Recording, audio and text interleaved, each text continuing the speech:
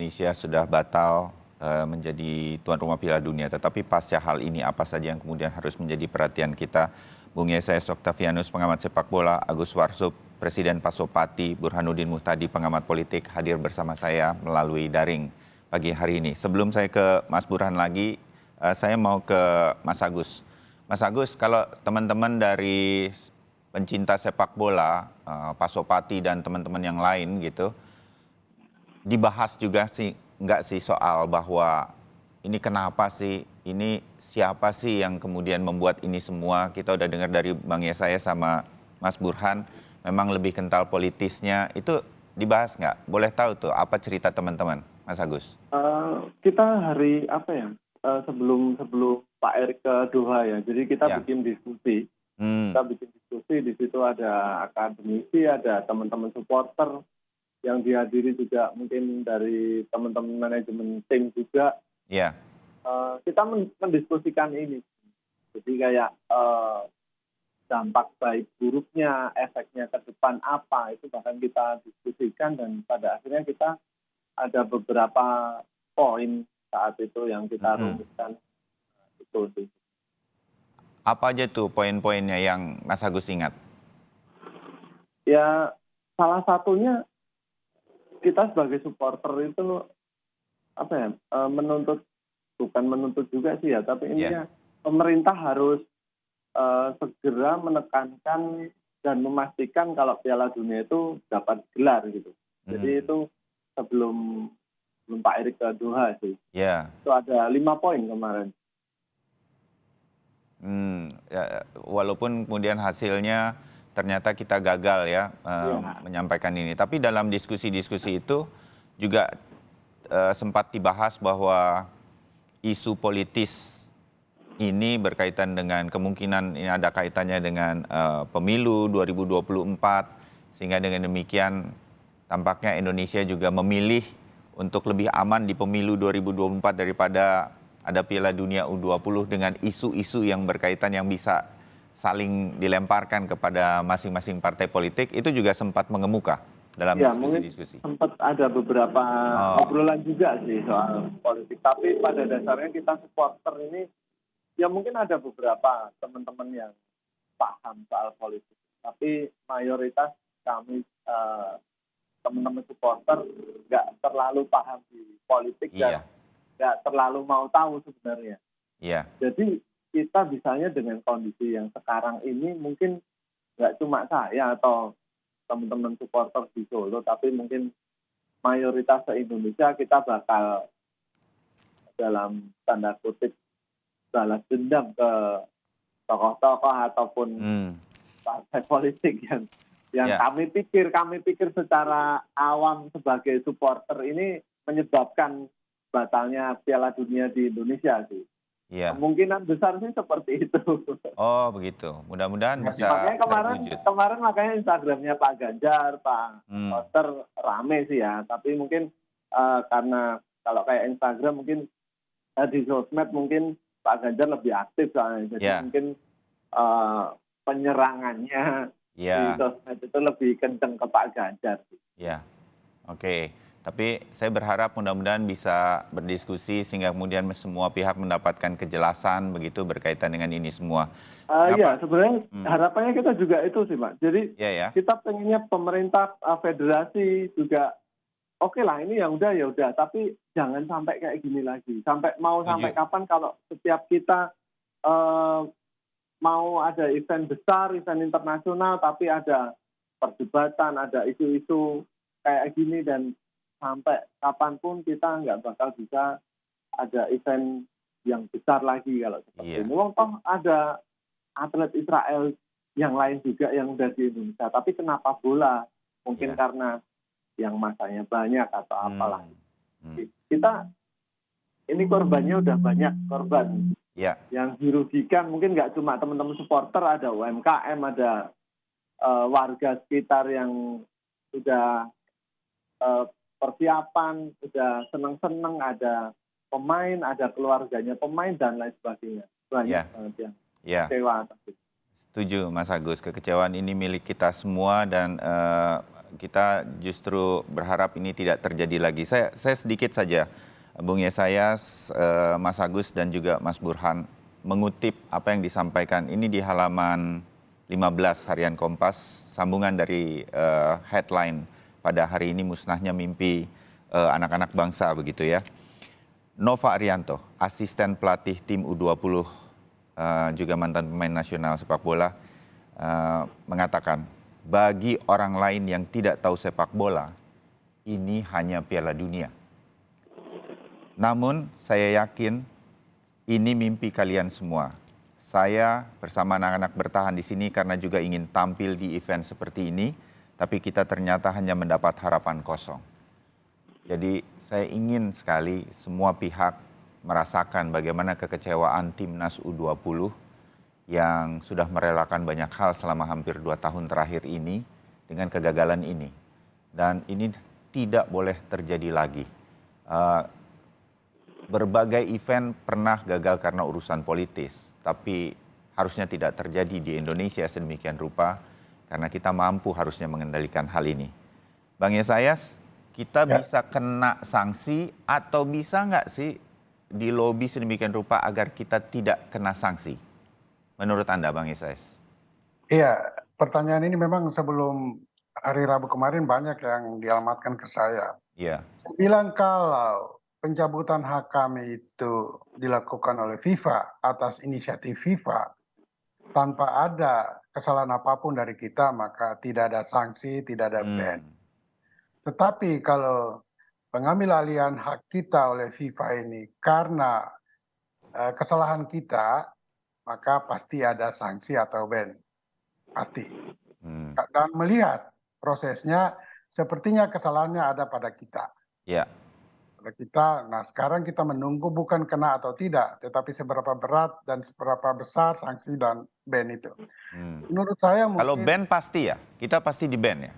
Itu salah satu yang biasa harus terjadi, Bang Yesayas. Iya, jadi hukuman itu kalau ban berarti kita tidak ada kegiatan regional maupun internasional, kecuali di dalam negeri. Kalau sanksi ya, saya nggak tahu apa mungkin sanksi itu berupa pelarangan tim nasional untuk sementara bermain di level dunia atau event-event resmi FIFA lainnya. Nah itu seperti itu kira-kira perbedaannya sanksi dan ban. Tapi kalau sampai pada ban mungkin tidak hitungan tahunan ya. Oke. Nah itu pun bisa dilakukan lobby-lobby oleh PSSI maupun pemerintah agar kalaupun terkena ban sebaiknya jangan terlalu lama. Kita menangkap sih harapan tersebut bahwa kalau ia harus di-ban, kita tidak terlalu lama ini karena di dalam suratnya yang kemudian di situs resminya FIFA mengatakan ada kata-kata ketika kita dicopot sebagai tuan rumah Piala Dunia U20, FIFA tetap akan menjamin hubungan dengan Presiden Republik Indonesia untuk terus memperbaiki sepak bola di Indonesia. Itu mungkin harapan bahwa kalau di-ban jangan terlalu lama. Dan ini akan kita boleh melakukan lobby-lobby kepada FIFA dari pihak PSSI terutama, Bung Yesayas, untuk hal ini pasca situasi kita sudah tidak menjadi tuan rumah Piala Dunia ini. Saya kira bukan bisa atau tidak, tapi harus. Harus, oke. Untuk membangun komunikasi yang lebih mesra lagi dengan FIFA ke depannya. Ya, oke. Saya kembali ke Mas Burhan. Mas Burhan, tolong disambung bagaimana kemudian secara politis keputusan-keputusan dalam hal ini kalau kita melihat ini PDI Perjuangan dengan kebetulan dua kadernya ada di Jawa Tengah dan kemudian di Bali yang kemudian awal-awal sekarang menjadi bumerang begitu. Tapi ini berarti memang pertimbangannya, kalkulasinya, kalaupun ada miss-nya atau apa segala macam, Mas Burhan, ini pertimbangannya adalah ke Pilpres 2024 ya? Itu yang kita perlu lihat lebih jauh. Ya, saya melihat ada miskalkulasi dari dua pihak. Dari pemerintah atau PSSI, miskalkulasinya adalah seolah-olah yang akan menolak kehadiran Israel itu hanya pada kelompok tertentu yang selama ini biasa menyuarakan resistensi terhadap Israel. Misalnya kelompok Islam, atau kelompok partai Islam tertentu. Ternyata penolakan paling depan justru datang dari partai utama pendukung pemerintah. Nah, ini yang saya sebut sebagai miskalkulasi yang pertama. Miskalkulasi yang kedua itu dari PD Perjuangan sendiri. Saya menduga ketika statement berkaitan dengan penolakan Israel itu disuarakan, itu akan mendapatkan insentif elektoral dari kelompok Islam. Ternyata kalau kita lihat hasil survei, kenyataan justru sebaliknya. Ya, mungkin politisi PD Perjuangan mengatakan bahwa alasan penolakan kehadiran Israel karena alasan konstitusi mungkin, tetapi pertanyaan dari kawan-kawan supporter sepak bola kan bisa berbalik. Kalau betul karena alasan konstitusi, kenapa tidak disuarakan dalam event olahraga yang lain? Atau tidak disuarakan ketika delegasi Israel datang dalam acara EPU di Bali tahun lalu. Nah, makanya alasan elektoral itu nggak bisa diabaikan di balik penolakan PD Perjuangan terhadap kehadiran Israel dalam acara Piala U20 gitu ya, yang kemudian dibatalkan. Nah, saya sebut kenapa kenyataannya berbalik. Kalau kita lihat ini survei saya tanggal 22 sampai 27 Maret 2023 sebelum ya FIFA mengumumkan pembatalan. Nah, pada saat itu, pada saat survei kami lakukan, itu opini publik itu dipenuhi dengan suara-suara kelompok yang menolak Israel. Nah, meskipun demikian, Bayu, itu yang menginginkan Israel tetap datang itu 58% secara nasional. Jadi mayoritas itu menginginkan Israel datang. Yang menolak kehadiran Israel itu kurang lebih 33%. Jadi mayoritas tetap menginginkan Israel datang karena menganggap Israel sudah lolos kualifikasi sebagai peserta Piala U20. Jadi kita bisa bilang sebetulnya mayoritas masyarakat Indonesia welcome sebetulnya. Welcome. Nah, yang menarik kalau kita breakdown. Ini sih Mas Burhan nggak sampaikan ini sih ke PD Perjuangan. Ya kan baru selesai surveinya. Baru selesai ya. Nah, kan PD Perjuangan melakukan statement menolak itu 14 Maret. Surveinya kan baru selesai.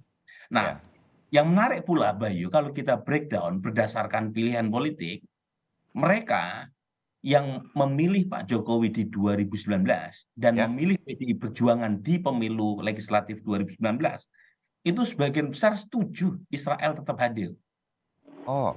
Yang menolak adalah pemilih PKS.